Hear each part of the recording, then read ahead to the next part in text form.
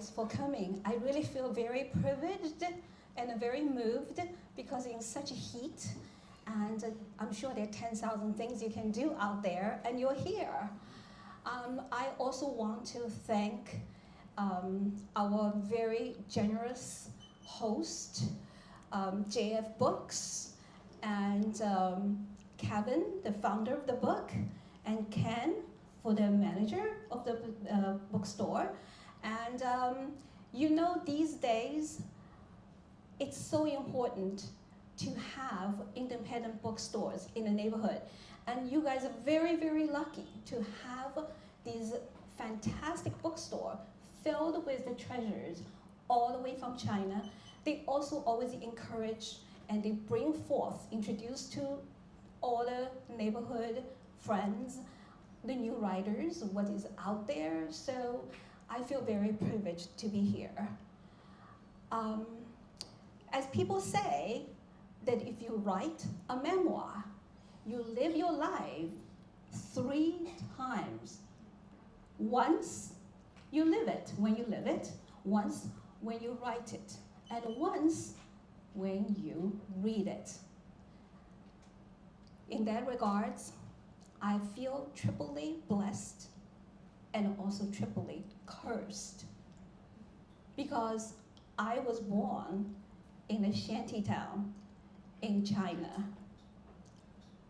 My first toys were sticks and stones. My first little playing companions were chickens roaming in the rubble. We were poor, but we were also rich in love and stories. When my mother tucked me into bed, I had also 2 sisters at the time. She would tell us stories, fantastical but true stories of our family's past. Stories of pirates, exciting, right? Children sold in opium dens and lost fortunes and found jewels, glorious lives and gruesome death. Stories that I put in this book. Once Our Lives is a true story of 4 generations of Chinese women struggle against the war, revolution, and unstoppable ancient Chinese superstition that have haunted the family for nearly 100 years. Everything all started with just one knock on the door. And I'm going to read you, for those who have read my book and who just probably haven't heard me reading it, I'm going to read a little bit about the beginning of the book. Need my glasses. That's when you know that you're getting old, is that you're forced to wear glasses. I never had glasses all my life. Tap, tap, tap. The knocking at the front door was so faint that it could have been the sea breeze gently rocking it back and forth in its thick wooden frame. But Yatsen knew someone was out there waiting for her. She went to the kitchen and fetched a big bowl in which she carefully hidden some delicious fried fish, meat, and vegetables under a generous mountain of yesterday's leftover rice. Holding the bowl with one hand and her swollen belly with the other, she slowly made her way to the front door. Of course he was there. The old beggar nodded silently, shuffled his red-covered feet, and stared greedily at the rice bowl, searching for any traces of the treasures buried underneath. His nostrils flared, sucking every faint scent escaping from the bowl. In those hard times, amidst falling wars and Great Depression, beggars were usually given some stale rice and a sympathetic look. People could not afford to give away what they didn't have enough for themselves. But Yatsen had married into a wealthy family and food was plentiful. She felt a special attachment to this beggar whose daily visits had started a week before. For some reason she could not explain, she waited for his gentle knock and eager eyes and fed him herself instead of ordering the servants to take care of the matter. Who was he? Where was he from? Where did he live? Yatsen did not know and never asked, but she knew he could starve to death if she did not feed him, and she pitied him. She was feeling unusually sensitive these days. Her first baby was coming, and she was scared. Women often died during childbirth in remote sea villages, such as hers, where doctors did not exist. Somehow, in her Buddhist mind, keeping this old man alive made her feel more secure, as if she was securing the future for herself and her baby. Yatsen felt her baby's strong kicks inside her and worried about her own fate. As she took the empty bowl back from the beggar, he wiped his greasy face on his torn sleeve and gave out a loud, satisfied burp. She stared at him. He smiled at her. His smile reminded her of a little boy's, bright, innocent, satisfied, and grateful. She felt surprised by her maternal instincts, brought out by this total stranger, a vulnerable beggar whose very life now depended on her. She started to say something to him, but stopped. His smile had disappeared, leaving him with a strange blank face. Her eyes met his, and she was startled by what she saw. For a moment, the beggar's eyes seemed like a pair of deep, dark tunnels, taking her to an unknown world. He put his hand on her belly and muttered, "He is coming. He is coming," before turning and walking away. Yatsen stood watching him until he shrank to a dot in the distance. "When tomorrow comes, I hope I will be here to feed him," she thought. That night, she gave birth, an easy birth, to a healthy baby boy whom the family named Qin Sun, my father. That day, after she had the baby, Yatsen broke a cultural taboo. Instead of staying in bed for a whole month, as required by tradition, she got up, for she was eager to feed her beggar. As usual, she prepared him a special feast and waited. She went to the door several times at the slightest noise, but he was not there. He never came back. Not the next day, not the day after, not ever. Sometimes as she nursed her baby, she pondered her 7 encounters with the beggar. One day, as she examined her own child, she was startled to see a familiar twinkle in her baby's eyes. She suddenly realized that she knew all along that the beggar was a wandering spirit, a Yuhuan searching for a home. And now that beggar's fate was in her son. Andrew was a first son and first grandson born into a prosperous family.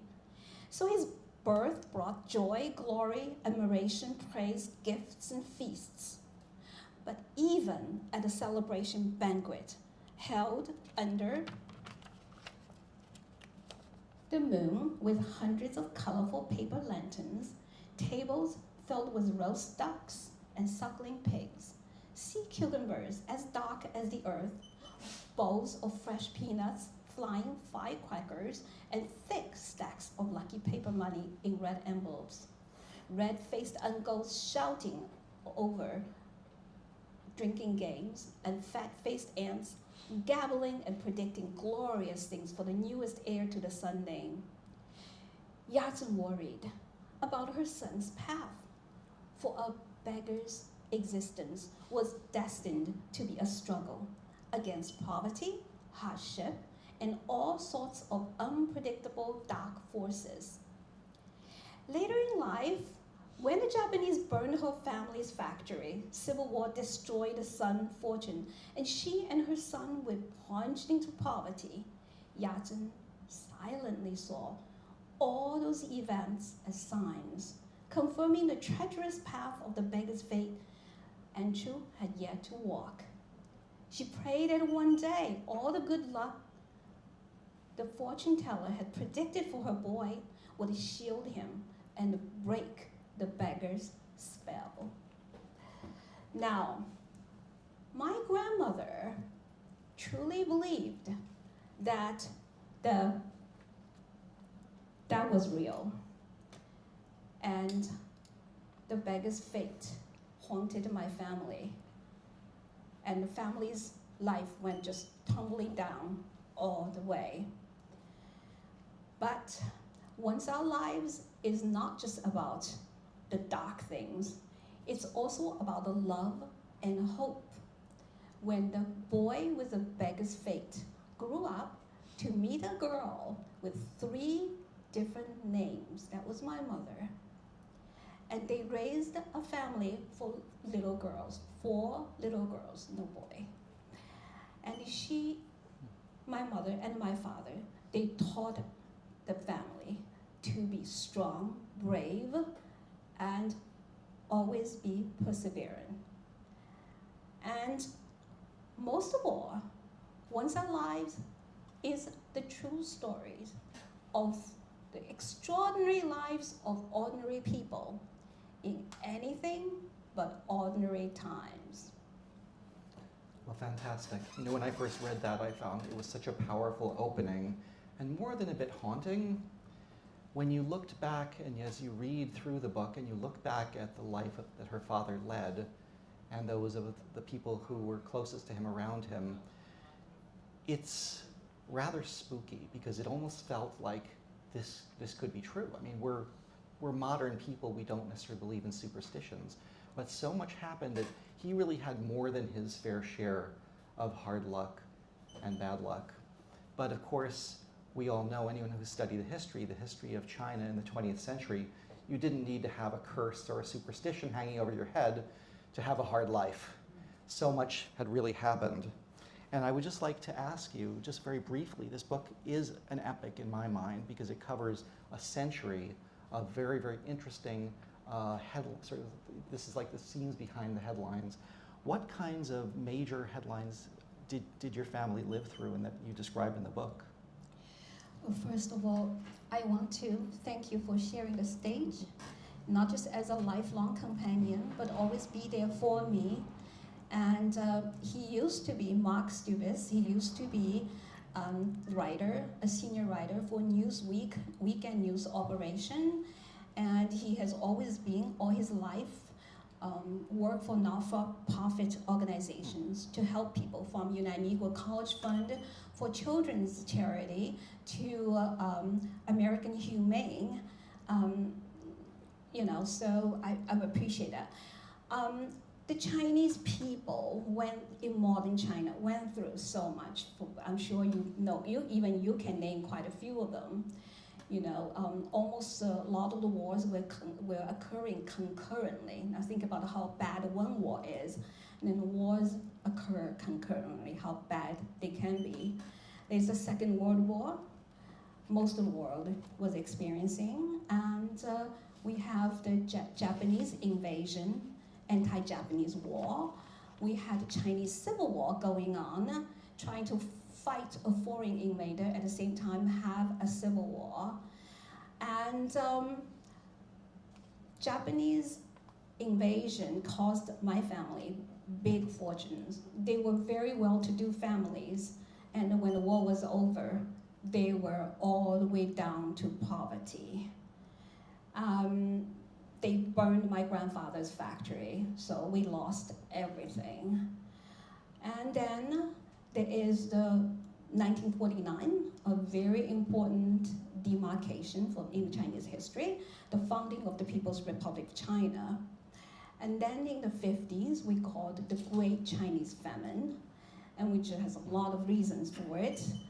And few people these days know that Great Chinese Famine killed nearly somewhere between 30 to 50 million people.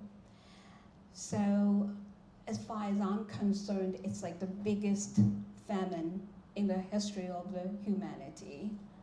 And then I was born during the Great Famine. Then it was the Cultural Revolution, lasted for 10 years, 1966. Just exactly time I was entering my year for education. I was entering elementary school, 1966. I was 6 years old. It lasted for 10 years. So there's a lot going on. My gosh, any one of those events is enough to create turmoil in the lives of the people. But when you take them all together, and so many people lived through several of these events, it was like a tidal wave that really not only challenged people, but even challenged their ability to survive itself. So, and I'm curious because so far you haven't even mentioned one of the greatest reasons for hardship, and that was affecting half the population, that was being a woman. Yes, if you think that everything was hard, everything was much harder just because you are a woman. My grandfather was rich, could afford to give my mother many gold watches from Switzerland, but she was not allowed to go to public education because she was not allowed to talk in public. She was not allowed to sit with the other people. It was not ladylike. And so my grandfather, who worked in the Old British Quarter, had a watch and clock shop called the Wellington. So my mother and all their family lived across the street in an apartment above all the stores. She would go across the Nanking Road, which is the most prestigious road in Shanghai at the time, every day. So my grandfather would teach her how to read and write and do basic arithmetic. So that was the only education my mother got. Now, women at the time, if you got married, most people would not know your name. In the neighborhood, everybody say, hey, so-and-so's daughter-in-law, can you help me with this? And when you have a child, it would be so-and-so's mother. So women are often like, their identity is identity of the others, not themselves. And often, in my mother's situation, she was given away to another relative because my real grandmother had 7 children. And her cousin, they shared my two grandmothers their mothers were sisters. So they shared a grandmother. So you see your cousin doesn't have any children? Okay, I'll give you one, because supposedly if a childless woman doesn't have any children, a child will bring out your maternal instinct. As a result of it, you will be able to conceive. And then even more desperate parents. And you go to school, a lot of my classmates, girls, were named calling for brothers, loving brothers, protecting brothers. You know, just like in every way, girls would have names like that somehow would persuade some sort of people out there would come join the family. You know, boys. They wanted boys that desperately. So girls, you know, unless you have a boy, your position in a family would be very low.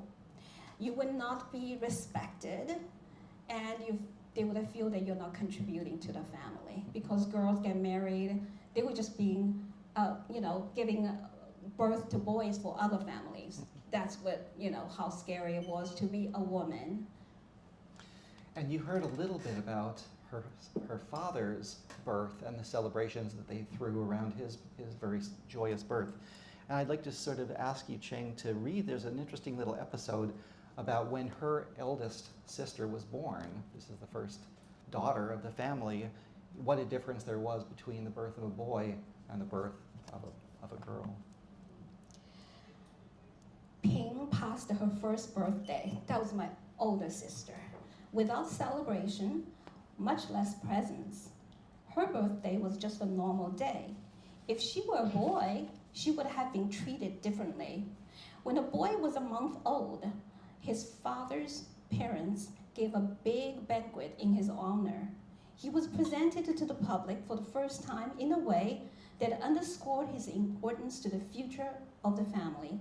Because of him, the family tree was rooted more strongly and deeply, and it was important to give this new seedling help as he started his life journey.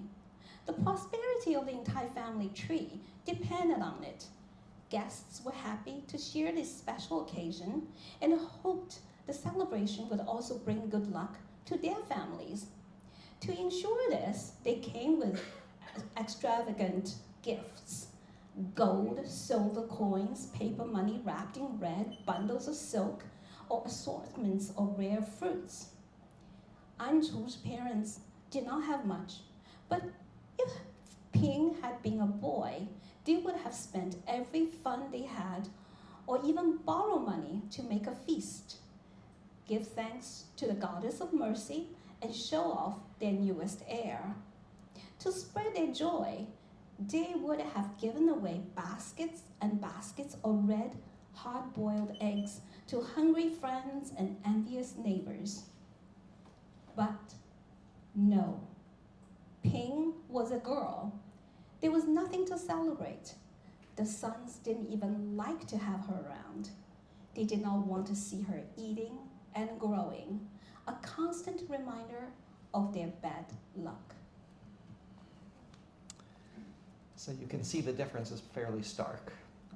And yet, despite this, despite the disparities in how women were treated, both before the revolution and even after, I can't help but notice how powerful and how influential women were, especially in your story. I mean, you're talking about several generations of women who very often, if it were not for them, the families would not have survived.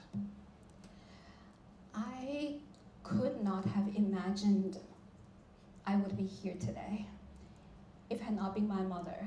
So my first-hand experience is through my mother. When my father was in jail 7 years during the Cultural Revolution for being against the Cultural Revolution, and 7 years after the Cultural Revolution for being for the Cultural Revolution. And all the people left in the house with 4 little girls, no income, and my mother didn't have a job. So you could imagine all the relatives forsaking us.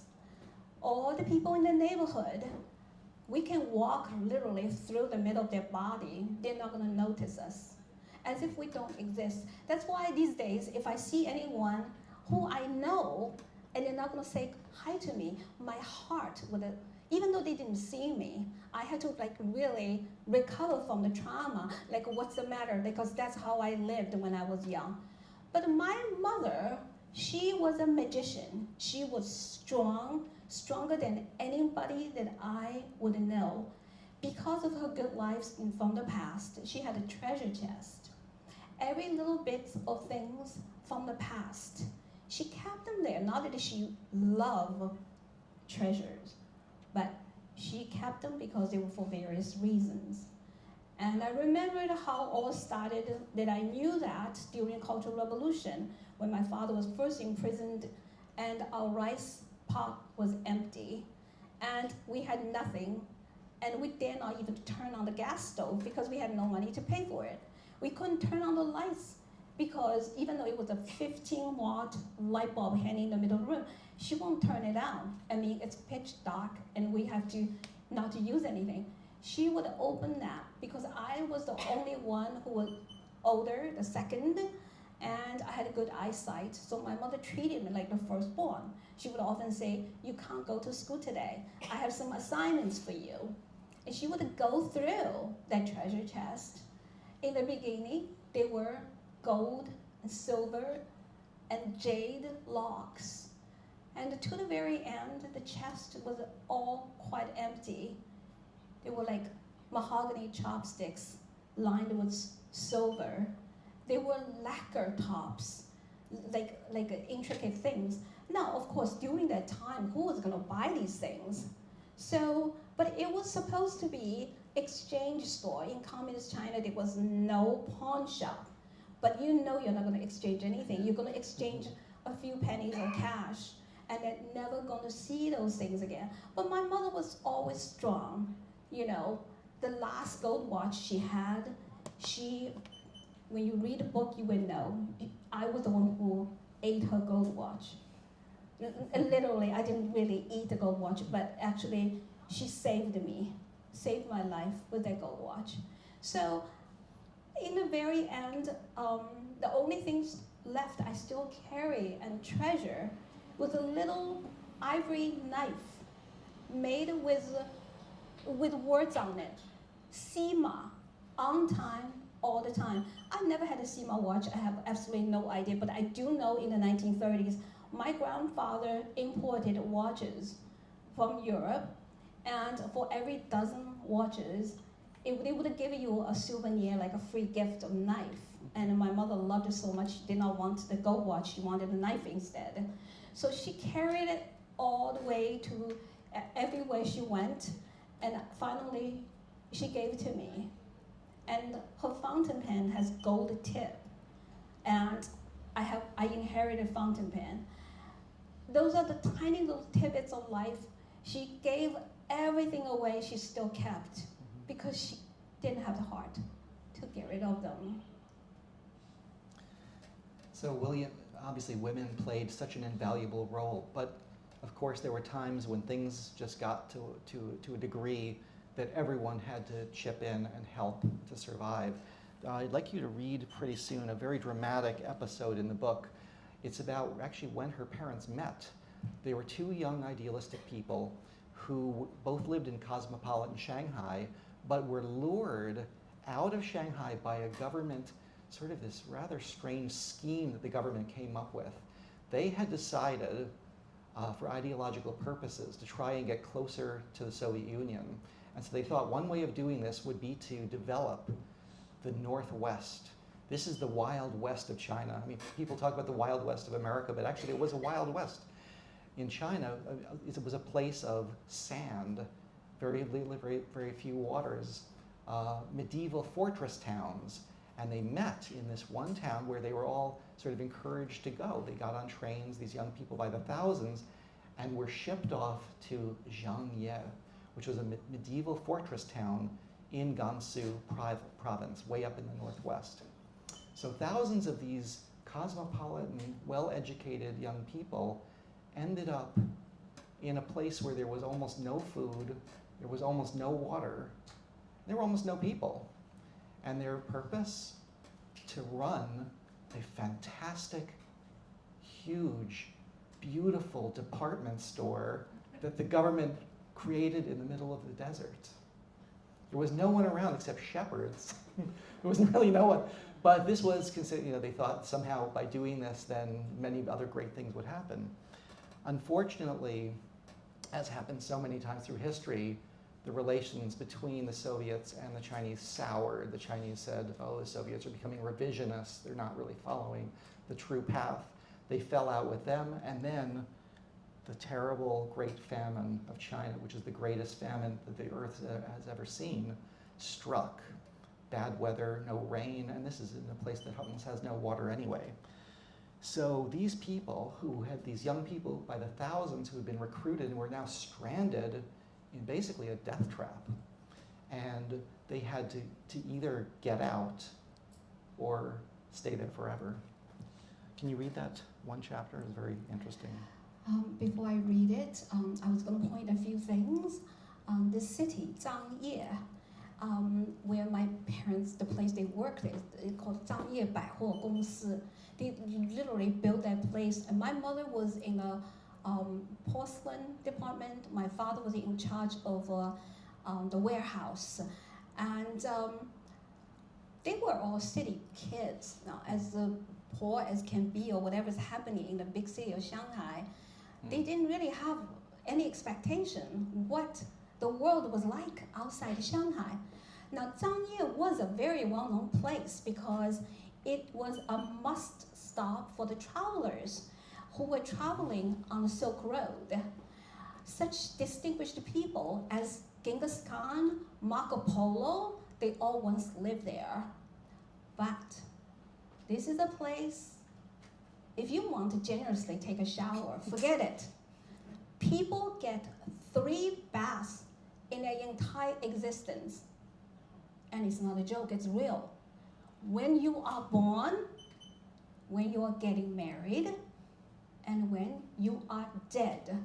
Now, those people who never got married, they cheated themselves out of an extra bath, right? So, they, by habit, they only have 2 meals a day. And there was no rice there.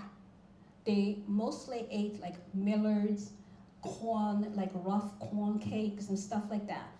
And the vegetable, Shanghai is known, if you've ever been to the city of Shanghai, we have vegetables galore because it's a great subtropical climate, fertile land, everything. But over there, life was hard. And they were being treated better than the locals because they are given rationed water.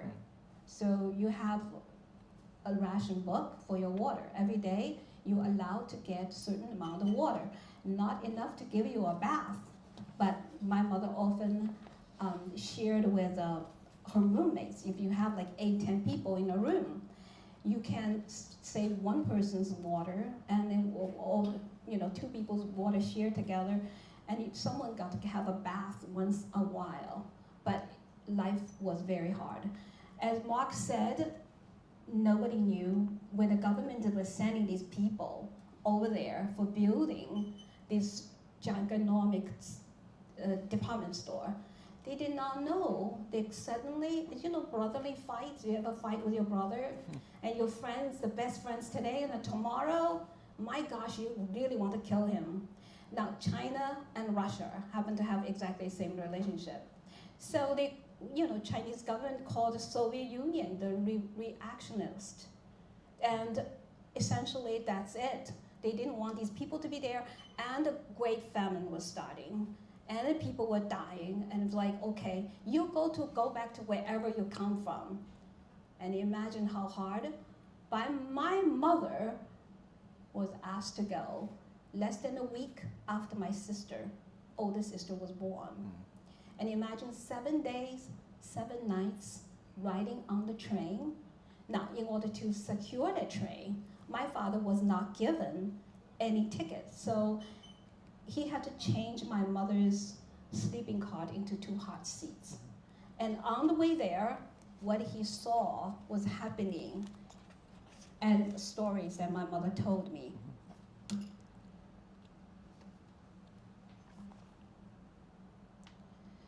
When Anzu went to the train station to secure their lifeline to the outside world, he could not help noticing signs everywhere of a city in chaos. People lay dead and dying on the streets. Looting, theft forced the citizens to shut themselves inside their homes, and the streets were empty. Zhangye was now a ghost town in more than one sense.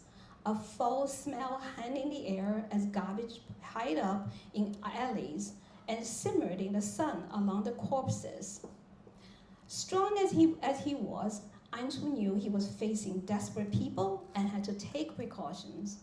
When he saw some suspicious-looking characters loitering in the streets, he cut through an alley that was completely deserted, except for a ragged couple resting on the doorstep. As Anzu passed them, the man suddenly drew a dagger from his boot and lunged at him. Luckily, Anzu's reflexes were fastest. when he was caught off guard. He kicked high into the air, and the weapon fell onto the ground with a loud clang. The kick was so powerful that the men and women panicked and ran, not even trying to recover their knife, which to them was a precious survival tool. With a shaky hand, Anchu picked up the dagger and hung it on his belt in case of another surprise attack. He continued walking cautiously toward the train station, but the rest of his trip went smoothly, helped perhaps by the sight of his glittering trophy. He smiled inwardly, and his steps was as steady as if he was walking with a bodyguard. He knew that there were many pairs of eyes out there watching for prey, but no one ventured forth to face him and his new friend. Small as it was, its distinctive features, a very long, slightly curved body, and extremely sharp triangular point, signaled to all that its carrier was a particular native breed of bandit. Poisonous snakes never bite each other. The knife's unmistakable features safeguarded its owner from attack. But having escaped death once already, it patiently waited for Anchu around the corner. As he walked by one of the city's many scenes of despair, a pair of eyes caught his attention among the scattered piles of dead, wrapped up in torn sheets bleached of their colors by the scorching sun. A teenage girl was leaning against a dead woman, too weak to get up, talk, or even whisper. She was struggling to keep her eyes open, and her lips trembled with a movement almost too slight to be noticed. And to call those last slight signs of life, her eyes flickering like the last burst of light from the exhausted candle before it went out.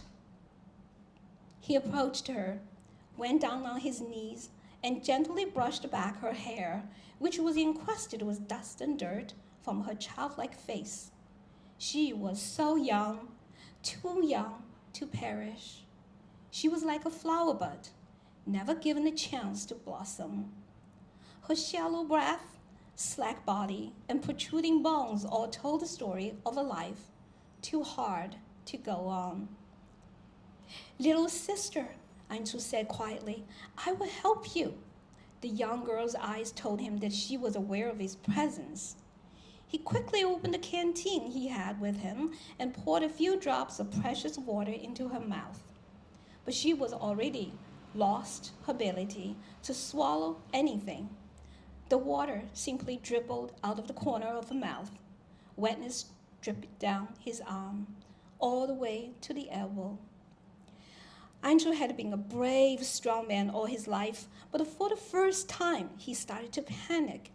He found himself repeating the same sentence, "Little sister, stay alive, stay alive."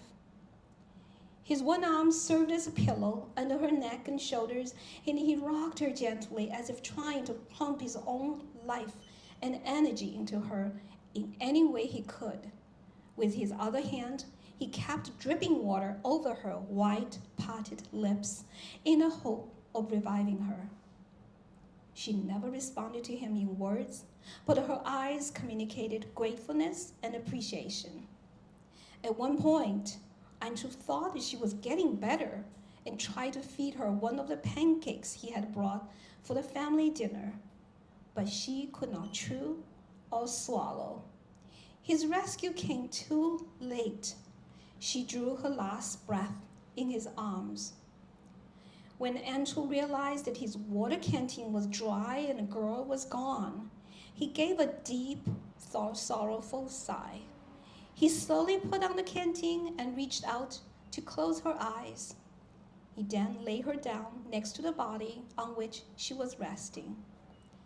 Before he left, Anchu placed the pancake in her soft, bony hand, something he wanted her to have, even though she would never be bothered by the lack of it anymore.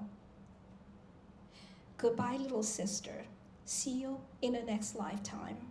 I hope this pancake will bless you with all the food you need when you come back. Anshu cast a long, silent look at her and turned to continue his long walk.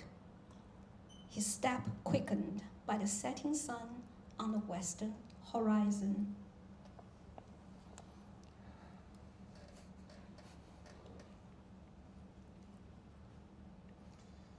Sometimes it's a little hard to talk after that. It's a very stirring scene and very real. I wish I could say that their lives got better when they finally did escape and they did get back to Shanghai. They were among the lucky few.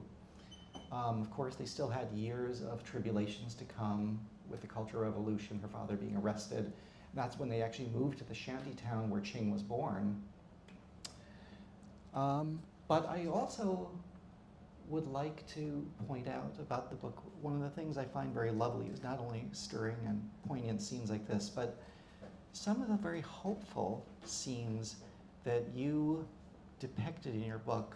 You know, even though things can be bad, not everything's terrible every day, right? It's not like you're walking around in a state of gloom.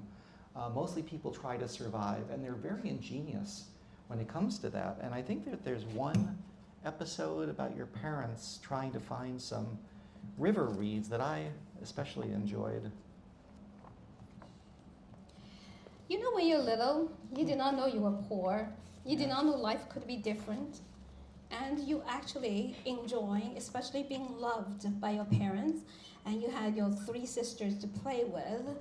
And, but I was used to eating porridges and all sorts of things. Just feel full, but you're actually not full. Well, anyway, when my parents came back from Zhangye, they got away, but they couldn't find jobs, and they became kind of people very ingenious and tried to find a way to make a living. After the entire season of hard labor, they were chopping large stones in a quarry with hammers to make them into gravels. So after the entire season of hard labor, Anshu and Yan moved on to a new business venture together. The early morning hours now found them bicycling to the western suburbs of Shanghai, where they spent the entire days wading in cold water and creeks, looking for a certain type of reed, which locals used to wrap fragrant rice, peanuts, meat, and beans. The reeds were called 种子, and they grew. 种叶is the leaf, and they grew only in the wild, and often hidden in the thickets along the banks of the river. Finding them took a lot of time and patience, and more than once they failed to find their quarry, walking back to their bicycle empty-handed, cold, wet, and muddy. There was nothing to be done except to paddle their way to another river and start all over again.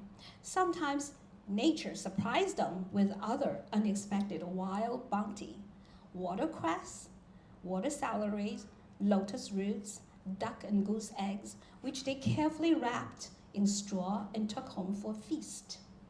Their most joyful moment, however, came when they peered into tangled vegetation and spied the uniquely shaped reeds they were hunting. Time meant money, and they began picking them, stacking them into neat piles, finally bundling them and stuffing them into giant cotton bags. Their bicycle was loaded until it looked like a balancing act in a circus. Only then would they set out toward home.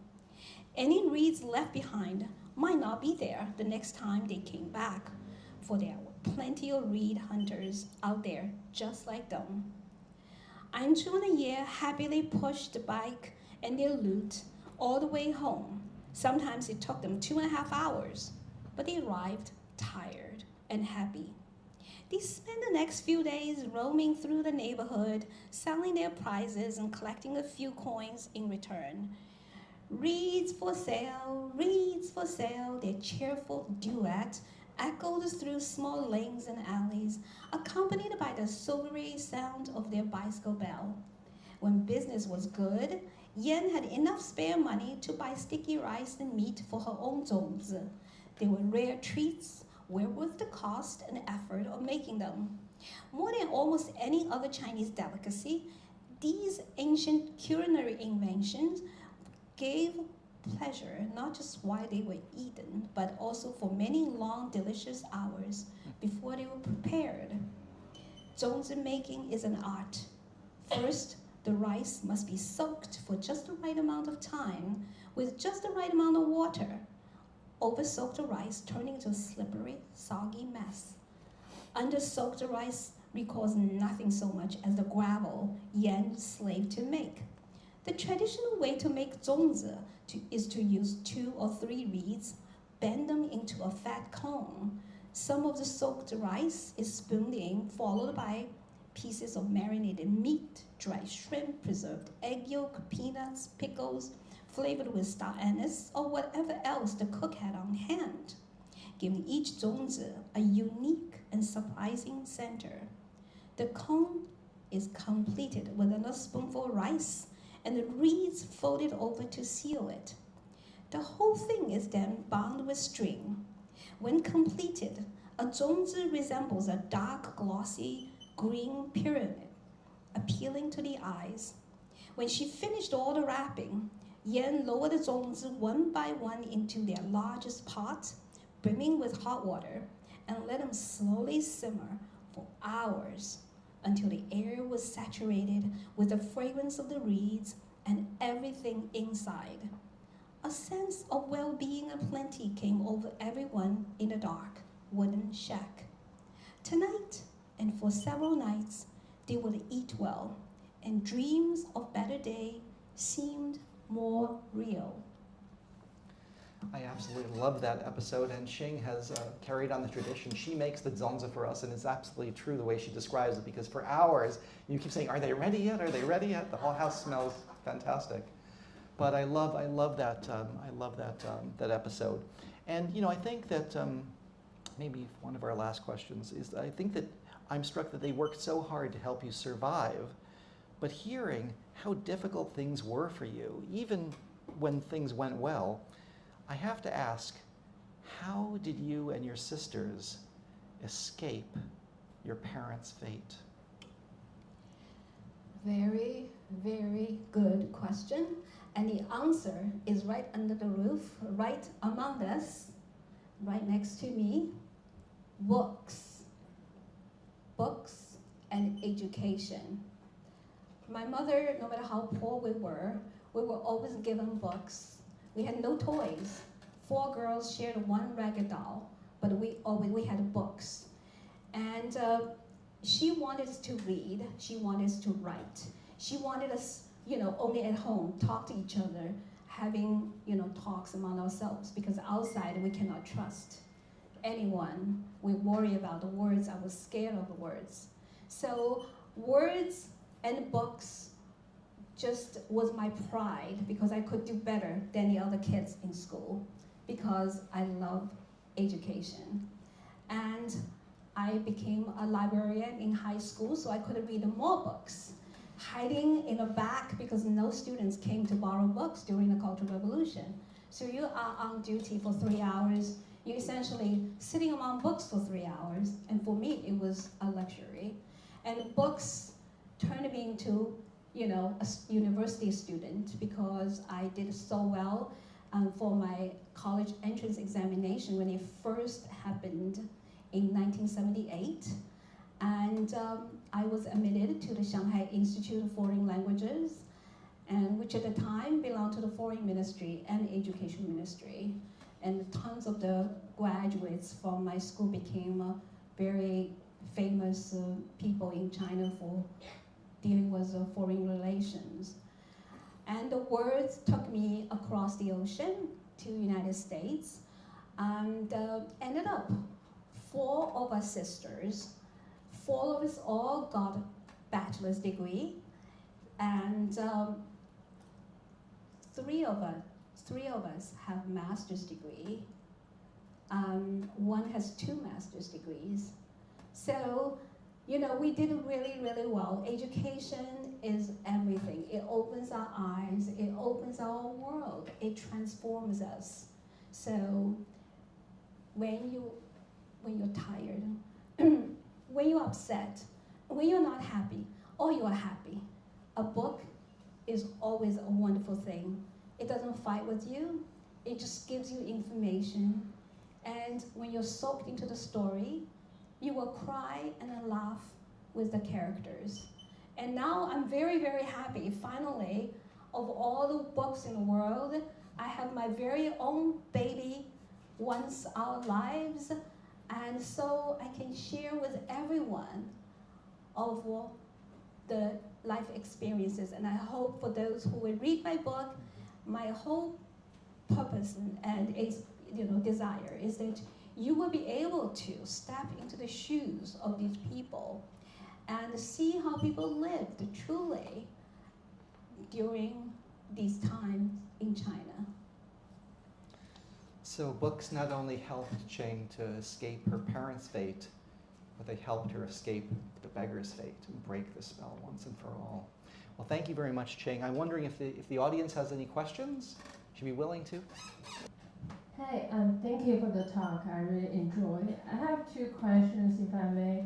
The first question is actually have a self-addressed question. Is that you mentioned you didn't realize your family were poor as a kid, and you felt you being really loved.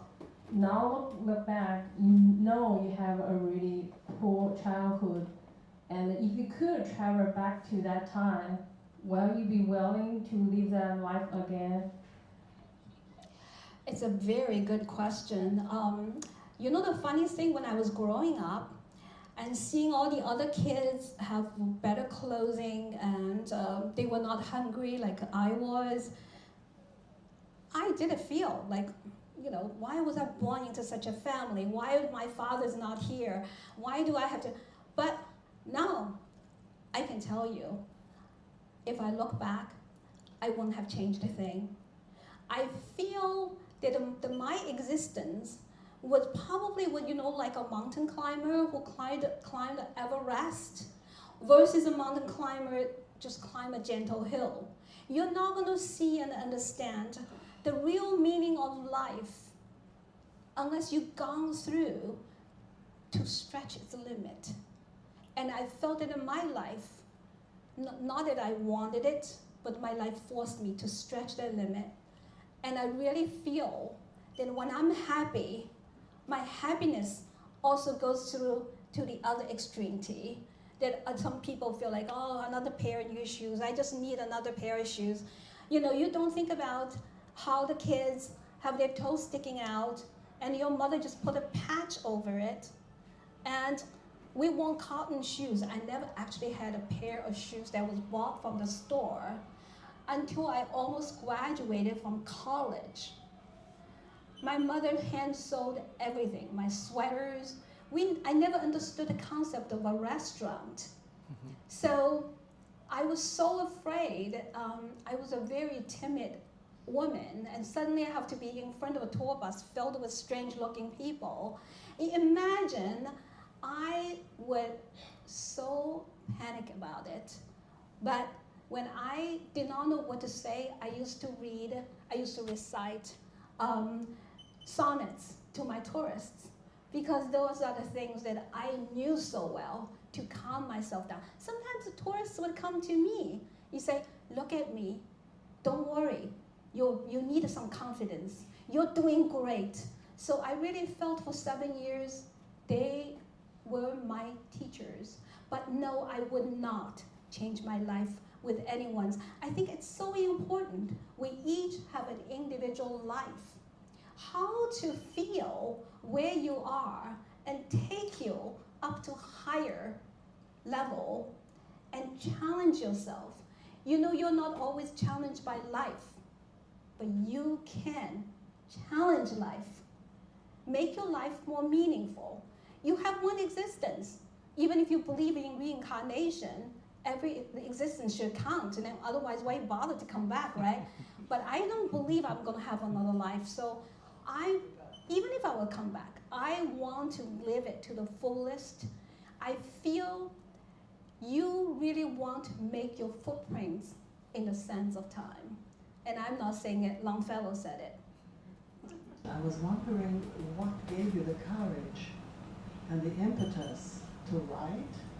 I know it took a very long time, but it's a tremendously difficult thing to revisit these traumas.